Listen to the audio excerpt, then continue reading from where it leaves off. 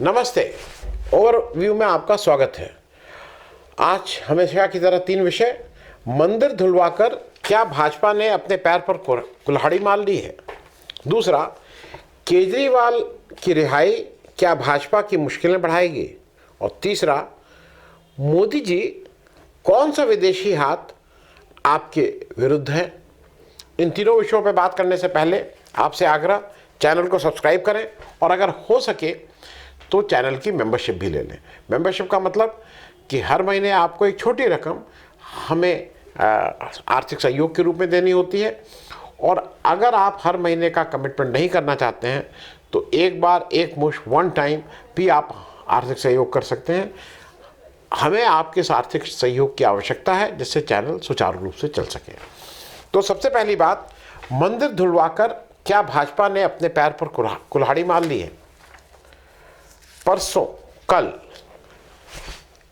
अखिलेश यादव जी कन्नौज गए थे। कन्नौज से वो चुनाव लड़ रहे हैं और कन्नौज जब गए थे तो वहाँ पे उन्होंने, वहाँ का एक सिद्ध पीठ है बाबा गौरी शंकर, शिव जी का मंदिर है, वहाँ पे उन्होंने दर्शन किए।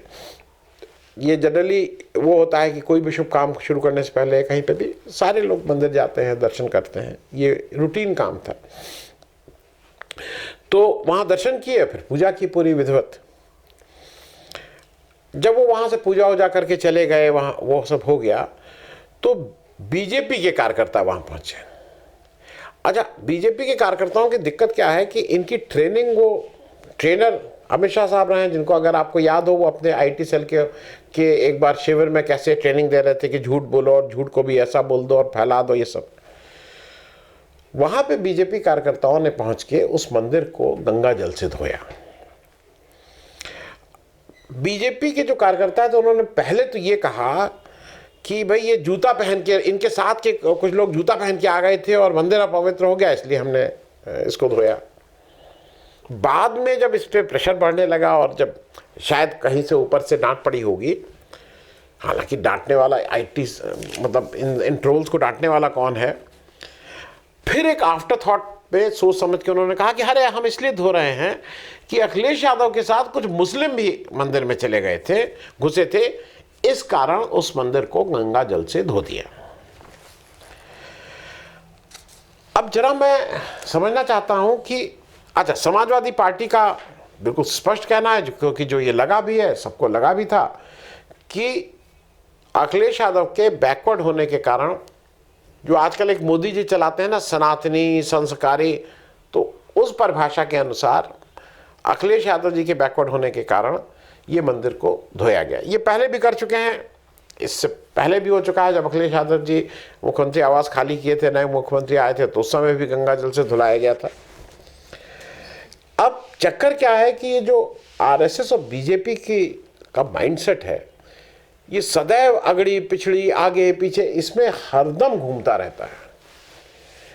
क्योंकि मैं इसमें आगे आऊं उससे पहले मैं एक दो चीज़ें जरा, मतलब इसी से एक दो चीज़ें समझना चाहूँगा। क्या आप बिल्कुल दावे से कह सकते हैं कि जो भी मंदिर बने उसमें जो पत्थर जिन्होंने पाथा, जिन्होंने ईटा गादा तोड़ा, जिन्होंने गिट्टी तोड़ी, जिन्होंने सिर पे बोझ उठाया, वो सब कुलीन हिंदू थे मोदी जी के हिसाब से, सनातनी हिंदू सब थे। सबने क्या मतलब मोदी जी के, जिस तरह से मोदी जी इस तरह पूजा करते हैं, लेट के दंडवत करते हैं, सब ऐसे करते थे कि उसमें कुछ और लोग भी थे। क्योंकि जब बीजेपी जब हिंदू मुसलमान करती है, दिक्कत क्या हो रही है कि बीजेपी का हिंदू मुस्लिम नहीं चल रहा है, इंडिया पाकिस्तान नहीं चल रहा है। तो अब वो साइलेंटली, जो उसका एक वर्ग है, वहाँ का एक पक्ष है, वो अगड़ा पिछड़ा करने के चक्कर में है। वो बार बार अपर कास्ट को मैनेज करने की कोशिश कर रहे हैं। क्योंकि इसको आपको एक सीक्वेंस में देख, जिसको कहते हैं ना क्या, इसकी क्रोनोलॉजी समझनी होगी। अमित शाह का बात फेवरेट, इसकी क्रोनोलॉजी समझनी होगी। कन्नौज में ये समझिए राजपूतों का दबदबा है, मतलब एक समय दबदबा, वो राजपूतों का राज्य था। कन्नौज हुआ, बगल में मैनपुरी हुआ, ये सब वो राज्य का हिस्सा था। और मैं याद के लिए बता दूं, कन्नौज का राजा जयचंद थे। अब हालांकि जयचंद को इतिहास एक दूसरे आईने में दिखाता है और उसको कुछ घर का भेदिया और ये सब बुलाते हैं, लेकिन जो आप हिस्ट्री ठीक से पढ़ लीजिएगा, किसी दिन इस पर भी एक शो करेंगे।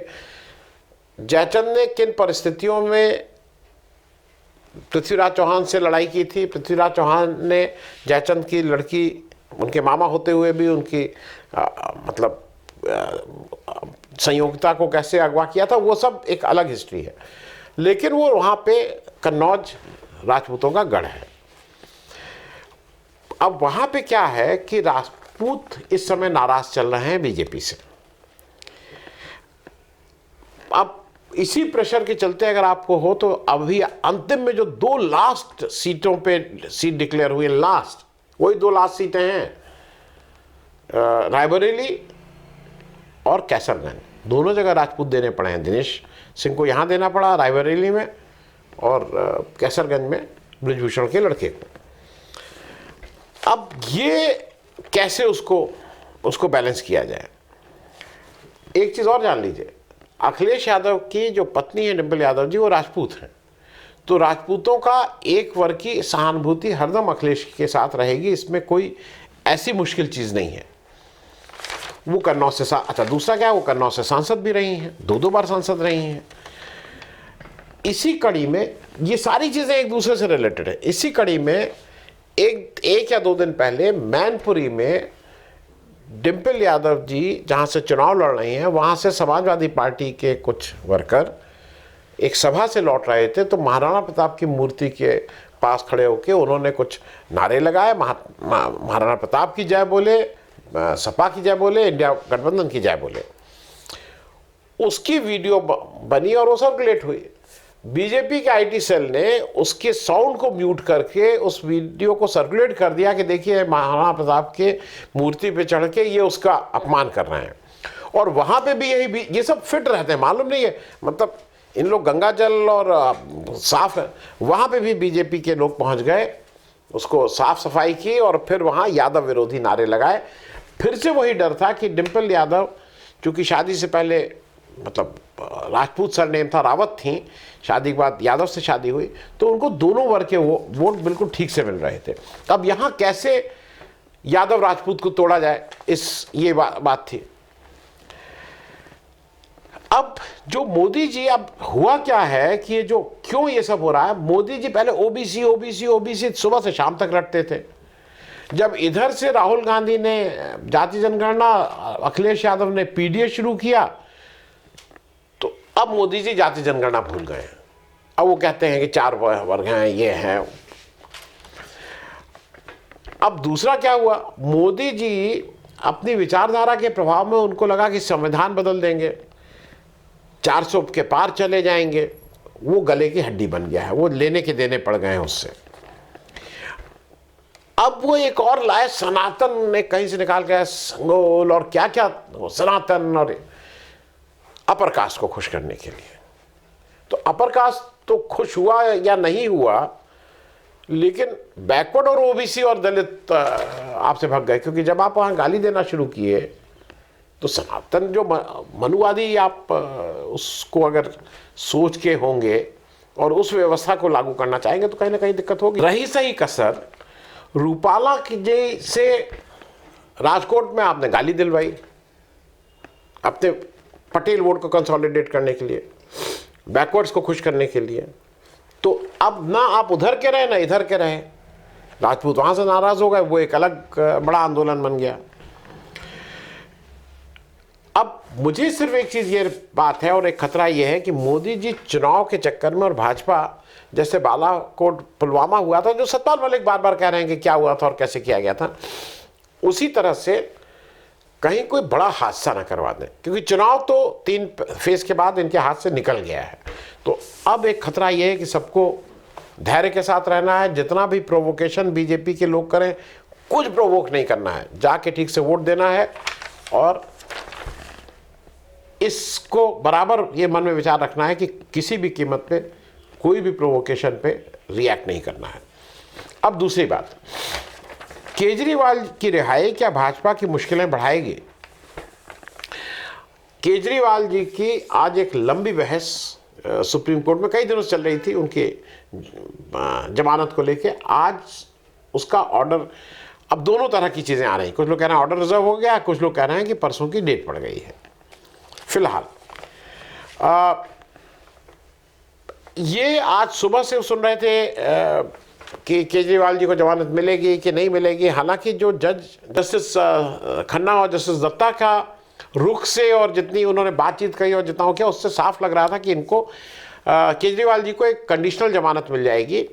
अपेरेंटली वो एज चीफ मिनिस्टर कोई ऑफिस में नहीं जा सकेंगे, चीफ मिनिस्टर के तौर पे कोई काम नहीं कर सकेंगे, लेकिन पॉलिटिकल कन्वेंसिंग के लिए उनको एक राहत मिल जाएगी। क्योंकि ये सारी बातें उनके वकील से ज़्यादा जज ने कही। उन्होंने ये कहा, जब ईडी के जो राजू जी थे और तुषार मेहता सरकार की तरफ से थे, तो सुप्रीम कोर्ट ने कहा कि कोई अरविंद केजरीवाल कोई हैबिचुअल ऑफेंडर तो है नहीं, कि वो बार बार अपराधी तो प्रवृत्ति के व्यक्ति नहीं है। और उन्होंने ये भी कहा कि अगर हम इनको एक इंटरिम बेल दे देते हैं या ऑफिशियल ड्यूटी नहीं कर सकते तो उसमें क्या दिक्कत है। क्योंकि उनका कहना यह है सुप्रीम कोर्ट का कि इलेक्शन इंपॉर्टेंट है, 5 साल में एक बार होता है, पॉलिटिकल इसके अध्यक्ष हैं, और इनको इस समय छोड़ने से इस पर क्या फ़र्क पड़ रहा है। तो एक इंटरिम जमानत दे देने का उनके हिसाब से प्रॉपर केस बन रहा है, लेकिन उसको टालते रहे राजू जी और तुषार मेहता कुछ ना कुछ करके। अब मेहता जी और राजू जी का ये कहना था कि भाई आप जो कह रहे हैं कि सरकार तो एलजी चलाते हैं, चीफ मिनिस्टर से कोई मतलब नहीं, सरकार चल रही है, आप क्यों उनको जमानत देना चाहते हैं। तो इस पे अभिषेक मनु सिंघवी ने कहा कि नहीं, ये गलत बयानी कर रहे हैं। एलजी ने कुछ फाइलें लौटाई हैं ये कह के कि इसमें चीफ मिनिस्टर के दस्तखत नहीं है। तो मतलब ये कहना कि चीफ मिनिस्टर का कोई रोल नहीं है, वो विदाउट पोर्टफोलियो, इस तरह की बहस काफ़ी देर तक चली। मुझे ऐसा लगता है ये लोग इतना अपोज क्यों कर रहे हैं, केजरीवाल के इंटरिम बेल को इतना अपोज क्यों कर रहे हैं। उसके 2 कारण हैं। पहला, दिल्ली में 25 तारीख को पोल है और पंजाब में 1 जून को है। अगर आप ठीक से देखिए तो अभी कल से शायद वहाँ पर्चा भरना शुरू हुआ है दिल्ली का, पंजाब का भी नहीं शुरू हुआ है।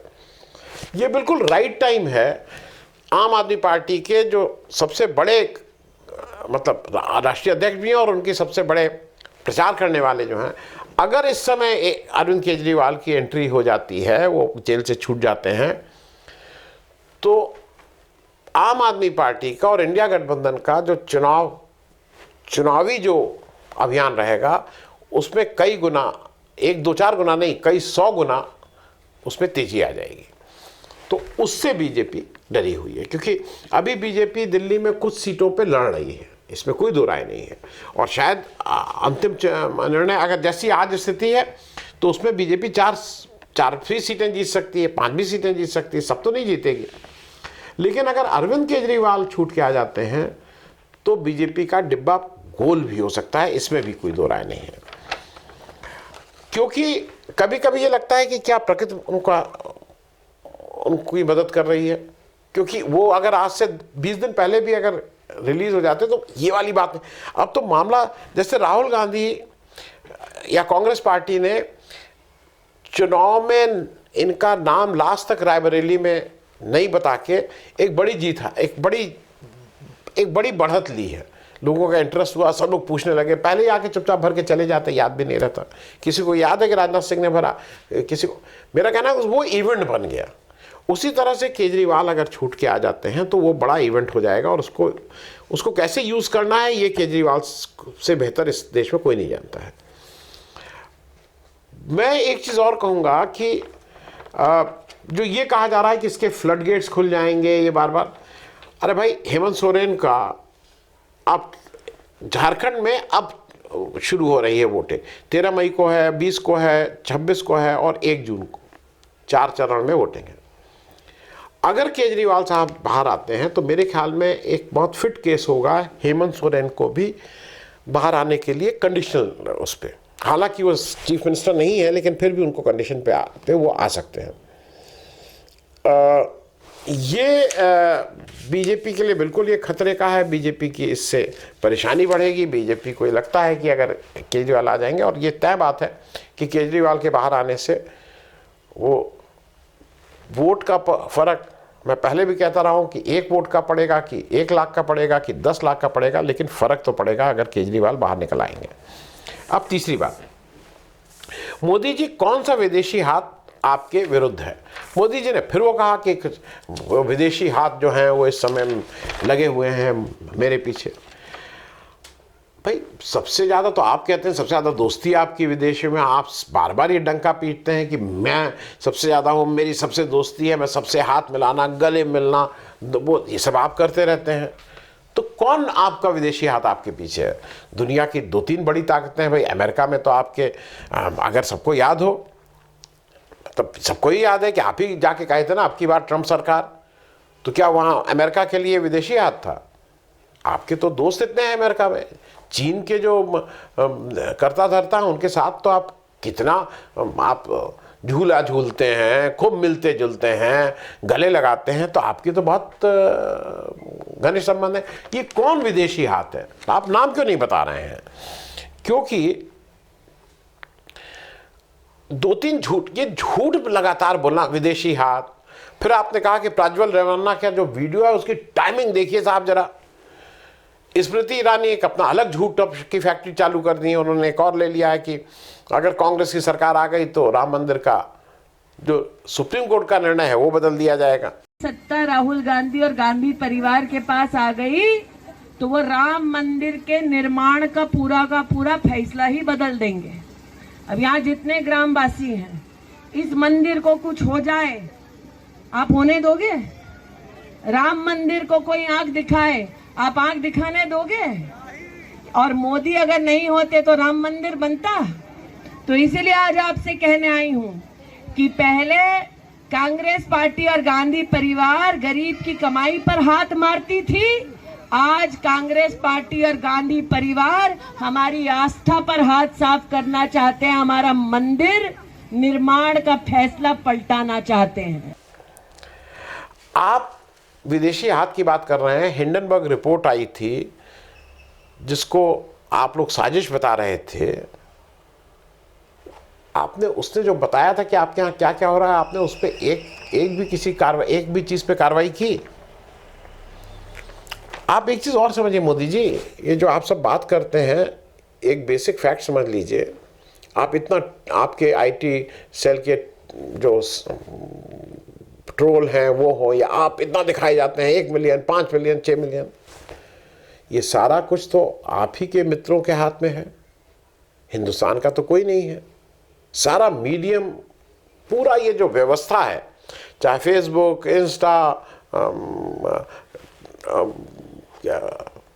इंस्टा, यूट्यूब, आप कोई नाम ले लीजिए, वो सब विदेशी है। ट्विटर, और वो आपको ठीक से कवरेज देता है, वो तो आपके पक्ष में काम करता है। वो तो हम और जो भी यूट्यूबर है वो झेलता है सुबह से शाम तक कि कैसे हम लोगों के यूट्यूब को डाउन किया जाता है, कैसे शैडो लगाया जाता है, कैसे चलने नहीं दिया जाता है। ये आप, और आप कह रहे हैं कि विदेशी ताकत आपके अगेंस्ट है। आपने एक इंडिया का कूच शुरू तो किया था, क्या हुआ?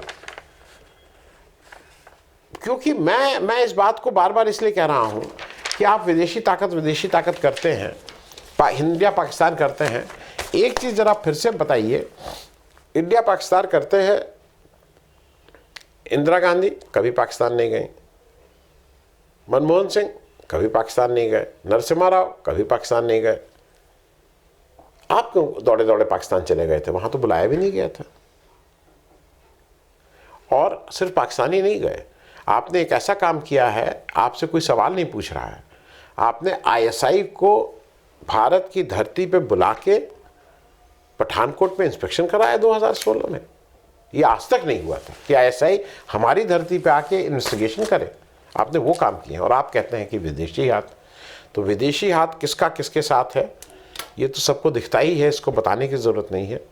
लेकिन इस तरह के अनर्गल चीज़ों को और झूठी बातों का प्रचारित करना मेरे ख्याल में न लोकतंत्र के लिए अच्छा है, न प्रधानमंत्री की गरिमा के लिए अच्छा है, न किसी के लिए अच्छा है।